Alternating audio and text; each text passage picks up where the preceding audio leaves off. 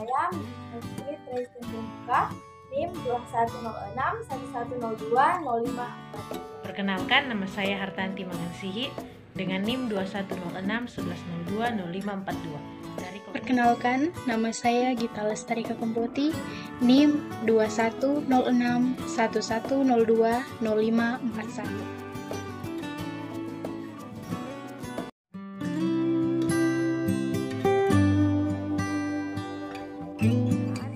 Terkemuka PT Mandiri Tunas Finance berkomitmen untuk selalu melayani nasabah di seluruh Indonesia, termasuk di wilayah Sulawesi Utara dan sekitarnya. Untuk itu, pada tanggal 13 Februari 2018, MTV meresmikan kantor cabang di Kota Manado yang dihadiri oleh Deputi Direktur MTV Albertus Hedi Trianto dan Regional Manager Region 9 Maka Indra Purnomo. Deputi Direktur MTV Albertus Hedi Trianto di sela acara menjelaskan cabang Manado merupakan cabang yang potensial di Pulau Sulawesi. Beroperasi sejak tahun 2010, pada akhir tahun 2017 kantor MTV cabang Manado mampu mencapai lending 250 miliar, jauh melampaui target 196 miliar. Sedangkan komposisi pembiayaan sebagian besar 85% di sektor retail, sedangkan sisanya kredit kendaraan bermotor 12% dan multiguna sebesar 3%.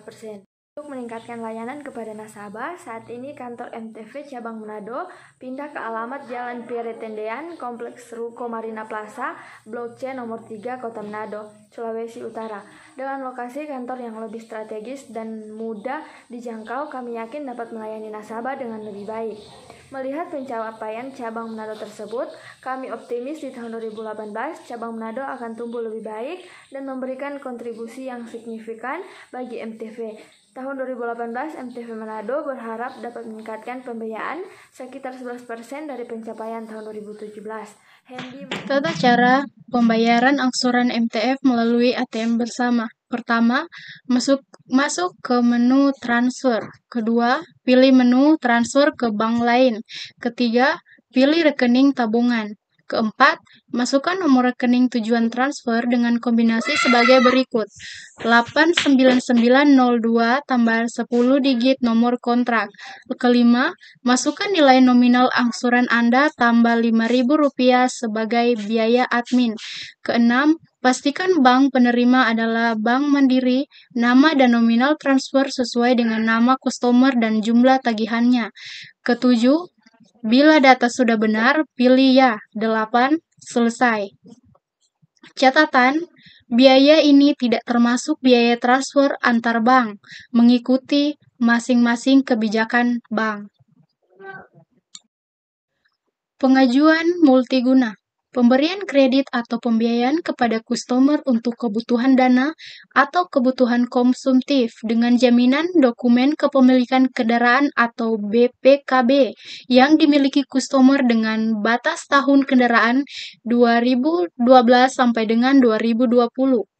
Penuhi kebutuhan untuk modal bisnis, pendidikan, pernikahan, renovasi rumah, travel, kesehatan, dan lain sebagainya.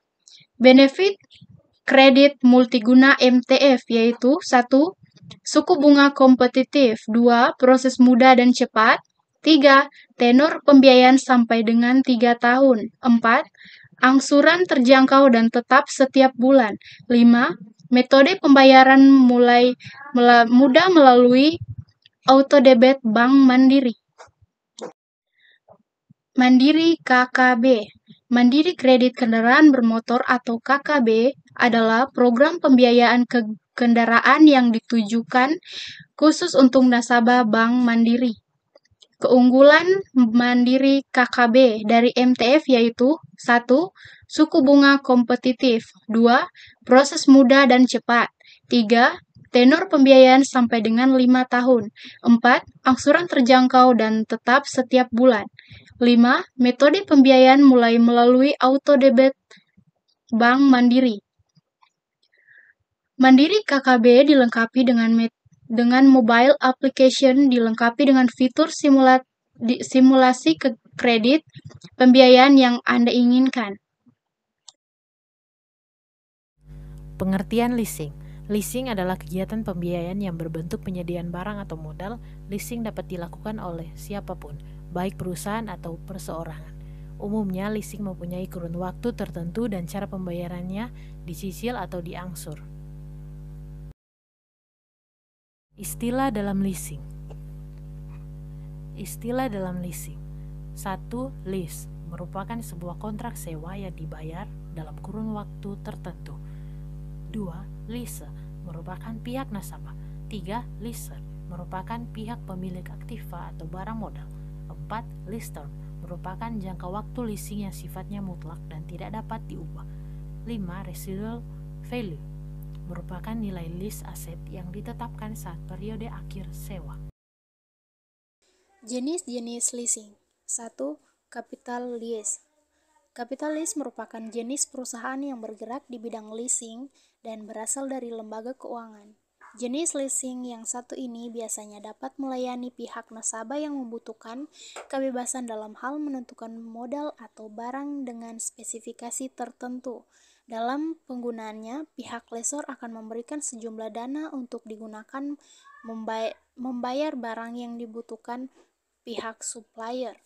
Kemudian akan diserahkan kepada pihak lessee. Setelah itu, pihak lessor akan mendapatkan imbalan berupa pembayaran secara dicicil atau mengangsur dalam kurun waktu yang telah disepakati bersama. 2. Operating lease. Operating lease merupakan salah satu jenis perusahaan leasing yang mana pihak lessor akan membeli suatu barang dan kemudian disewakan kepada para nasabah dalam kurun waktu yang telah disepakati. Untuk hal tersebut, pihak nasabah biasanya hanya perlu membayar biaya rental barang saja, sedangkan untuk harganya dan biaya lainnya akan ditanggung oleh pihak lessor. 3. Sales type lease. Lease penjualan adalah salah satu jenis leasing yang umumnya dikerjakan oleh perusahaan yang bergerak di bidang industri. Kemudian, mereka akan melakukan penjualan lease barang dari hasil produk yang mereka buat. Ada dua jenis pendapatan yang bisa diakui. Pertama adalah pendapatan yang berasal dari hasil jual barang. Lalu yang kedua adalah pendapatan yang berasal dari bunga pembelanjaan selama kurun waktu tertentu. 4. Leverage lease. Leverage adalah jenis perusahaan leasing yang mengikut sertakan pihak ketiga. Itu artinya pihak lessor tidak akan membayar objek leasing dengan jumlah 100%, tapi mereka hanya perlu membayar 20% sampai 40% saja. Sisanya nanti akan ditanggung langsung oleh pihak ketiga. 5. Cross border lease. Ini adalah jenis perusahaan leasing yang dilakukan oleh antar negara.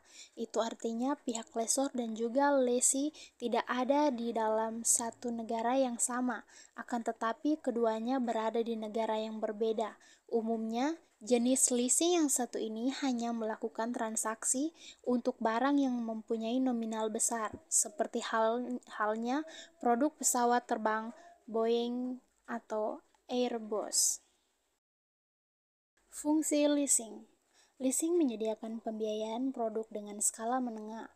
Perbedaan leasing dan bank hanya terletak di bentuk pinjamannya. Biasanya, bank konvensional hanya memberikan pinjaman dalam bentuk uang, sedangkan leasing bisa memberikan pinjaman dalam bentuk barang yang nantinya pembayarannya dilakukan dengan cara dicicil. Misalnya saja terkait pembelian sepeda motor. Tanpa adanya leasing, maka kita harus membelinya dengan cara tunai dan pasti akan sangat memberatkan bagi orang-orang yang tidak memiliki uang dalam jumlah banyak dalam satu waktu. Terlebih untuk orang-orang yang hanya seorang buruh dan perlu bertahun-tahun untuk membeli sepeda motor secara tunai. Tujuan leasing yaitu untuk memberikan kemudahan bagi masyarakat dalam mempunyai barang ataupun modal meskipun barang tersebut mempunyai nilai yang tinggi. Selain itu, pihak leasing juga akan mendapatkan keuntungan dari bisnis tersebut. Biasanya mereka akan mendapatkan keuntungannya dari bunga kredit.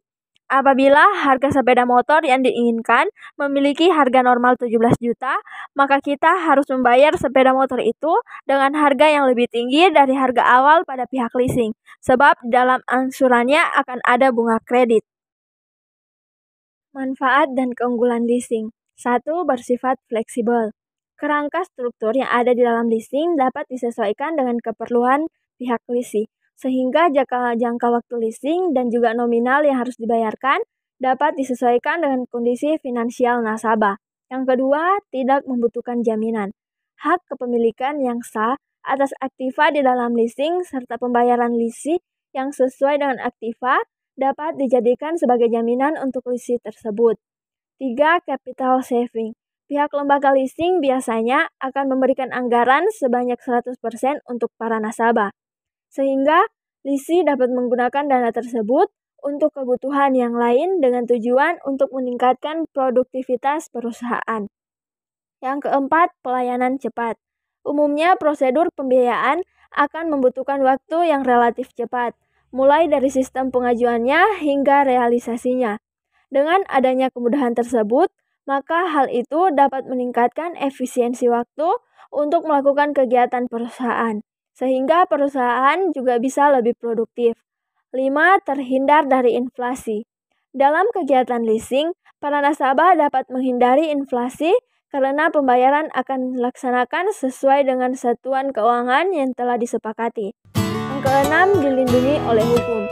Di sini pihak lessor dan juga pihak leasing akan mendapatkan kepastian hukum karena sudah ada peraturan yang sebelumnya sudah disepakati, di mana peraturan tersebut tidak bisa dibatalkan meski sedang mengalami kondisi keuangan yang sulit. Yang ketujuh, cara memperoleh aktiva. Pihak leasing kerap kali dijadikan sebagai salah satu pilihan utama ketika sebuah perusahaan ingin melakukan modernisasi guna meningkatkan produktivitas namun kesulitan dalam hal pendanaan.